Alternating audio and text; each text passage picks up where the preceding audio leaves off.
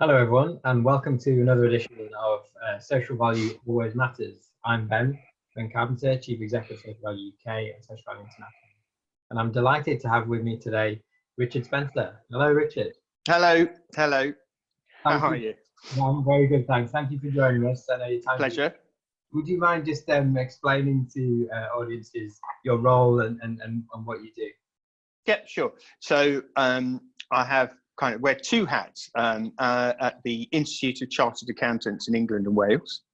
I work in the technical department, which is kind of a think tank. It's where all the accounting technical work goes on.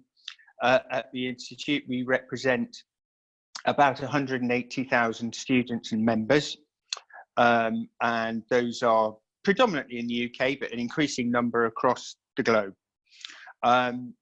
And about 60% of our active membership are members in business. I think people often think it's just the big accountancy firms, but they're members in business. And then we have around 15,000 member firms. So it's not just the big ones. It's all of the firms, going right down to sole practitioners. My role is I'm head of sustainability, so I head up all our thinking and policy work and member engagement around sustainability. And I also have additional responsibility for thought leadership at the Institute. So I'm the director of ICAW Technical Thought Leadership, which is trying to do leading insight that I would say that speaks to the issues that matter to people, because we have a public interest role that is enshrined in our charter. So we act in the public's interest. So it has to speak to just a wider issues than just accounting, but it has to, in a sense, be relevant to the profession, if you like. Amazing. Thank you for that. And I know that so many of our members and listeners across the world are either accountants or interested in accounting, and obviously accounting. Thank you so much for joining us. And pleasure. We're obviously in the midst of an incredible, unprecedented crisis, the COVID-19. Can you just tell us sort of how you've had to react to that in your day job, just initially? Yeah, sure. Well, it's a really interesting one, isn't it? Because the first thing that we have to do in our sector is not say "I told you so." But you know, this sort of a crisis is something that has been in the sort of community of sustainability professionals, so the Sustainerati. This is something that we've been talking about, that as we put increasing pressure on the planet, as we see massive biodiversity loss, and we see the results of climate change, that is going to put us much closer in contact with what's left of the wild planet, and so it creates conditions in which these crises will happen. But inevitably, working in a professional body, our kind of immediate response is very much a tactical, getting from day to day and helping our members around some very basic things like guiding them through furloughing, guiding them through access to funding, tax issues, and those kinds of things. I think where we will, as sustainability professionals, will come into our own is helping people once the initial crisis is kind of, dare I say, normalized slightly, is to start thinking about, so actually, what is this telling us about how our businesses and how our organizations and how we as individuals how resilient are we to these crises? Because this is almost like a test run. This is, or you could see it as the first conscious chapter of that unfolding climate and environmental and human crisis. that we have been talking about. And so suddenly it stopped being theoretical. It started to be very real and very present. So I think where we will come into our own is kind of thinking about, so how does the world change now? How do we change? How did our businesses respond? What did we learn? What will we keep? What will we go, there's no going back to normal, I don't think. No. No, that's fascinating, and we've been starting to touch on that ourselves. After the firefighting phase is almost over, we look at what that new normal is going to look like. Yeah. Do you have any? I know it's early days, but do you have any ideas of what we might expect the new normal to look like, or perhaps what you would like the new normal to look like? Well, I think one thing is we are going to discover just how well we can respond to the crises we're talking about. So as we talked about, climate change or biodiversity loss or massive inequality, and we've kind of acknowledged it as a society, but not really done a great deal about it. I think this has shown just how responsive we can be.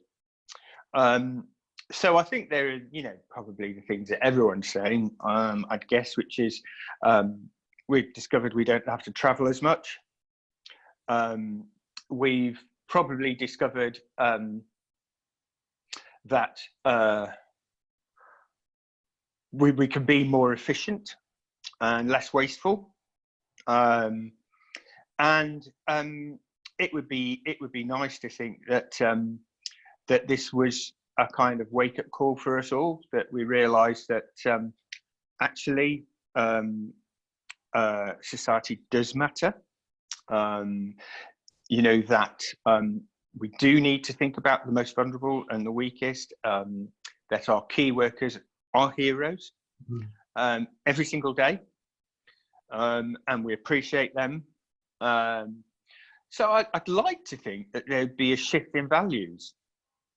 I'd like to think that we will say, okay, what have we learned from this, and how are we going to operate differently? Because we can, actually, and I think some of it is lessons that we'd already started to learn. Over the summer with the drought, I know that we as an institute, our air conditioning in our Milton Keynes office broke down, couldn't be repaired. Suddenly we tried to go to another office, that air conditioning broke down, and so people worked from home, and we suddenly discovered we were much more flexible than we were. We discovered that with the lease being up on Milton Keynes in a couple of years, actually we weren't looking for a new office. We were looking for a new situation in which our people could work as flexibly as they wanted to work. So it became less an office issue and more of a human issue. And I think there are little nuggets like that probably have been learned in greater depth with this crisis. Yeah, I think you're right. And I really like what you said about, these issues of well-being and inequality have been around. They're really sort of rising to the surface now, aren't they? They are. We can collaborate. And I think we're going to probably have to learn, how do we respond to this crisis without allowing it to crowd out everything else as well? So, of course, it's kind of all hands on deck and man the pumps. But, there are cases, for example, with our hospitals, where people who needed critical surgery, cancer patients, have been sent home. I don't want to be too kind of, scaremongering about this, but sent home, with no real prospect. And those have all just been crowded out. So I think there will be one thing for us to think about, which is in a world of crises, how do we keep the business as usual going rather than just going from crisis to crisis? Yeah. And you said something earlier which was about being careful with messaging on not to say I told you so. I think I'd like to sort of talk about that for a minute, because we found it quite difficult to judge the right tone of messaging. We all want change. So have you seen any sort of any things around how we should talk about building for the future, Yeah. The hashtag Build Back Better. I'm not sure who came up with that, but I think that's a good tone, isn't it? And there's a lot of us who do want to reshape the future in a way that is more fairer and just. What are your thoughts on getting the right tone? Okay, so well, I think, you know, nobody wants to hear, you know, this was inevitable because of, you know, our kind of profligacy. I think that it's about saying, well, what did we actually, you know, how did we respond? What did we learn?